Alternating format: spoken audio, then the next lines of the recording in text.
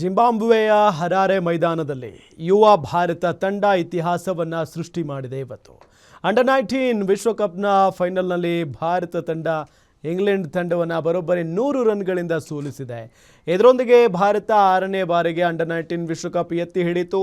ಈ ಪಂದ್ಯದಲ್ಲಿ ಮೊದಲು ಬ್ಯಾಟಿಂಗ್ ಮಾಡಿದ ಭಾರತ 50 ಓವರ್ಗಳಲ್ಲಿ 9 ವಿಕೆಟ್ಗಳಿಗೆ 411 ರನ್ ಕಲೆ ಹಾಕಿತು. ಇದಕ್ಕೆ ಉತ್ತರವಾಗಿ ಈ ಗುರಿ ಬೆನ್ನಟ್ಟಿದ ಇಂಗ್ಲೆಂಡ್ ತಂಡ 311 ರನ್ಗಳಿಗೆ ಆಲ್ಔಟ್ ಆಗುವ ಮೂಲಕ 100 ರನ್ಗಳಿಂದ ಸೋಲೊಪ್ಪಿಕೊಂಡಿತು.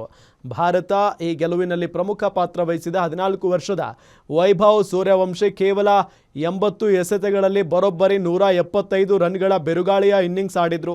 ಭಾರತ ನೀಡಿದ 412 ರನ್ಗಳ ಗುರಿ ಬೆನ್ನಟ್ಟಿದ ಇಂಗ್ಲೆಂಡ್ ತಂಡ 40.2 ಓವರ್ಗಳಲ್ಲಿ 311 ರನ್ಗಳಿಗೆ ತನ್ನೆಲ್ಲ ವಿಕೆಟನ್ನು ಕಳ್ಕೊಳ್ತು. ಇಂಗ್ಲೆಂಡ್ ಪರ ಏಕಾಂಗಿ ಹೋರಾಟ ನಡೆಸಿದ ಕ್ಯಾಲೆಬ್ ಫಾಕ್ನರ್ 67 ಎಸೆತಗಳಲ್ಲಿ 115 ರನ್ಗಳ ಇನ್ನಿಂಗ್ಸ್ ಆಡಿದರು.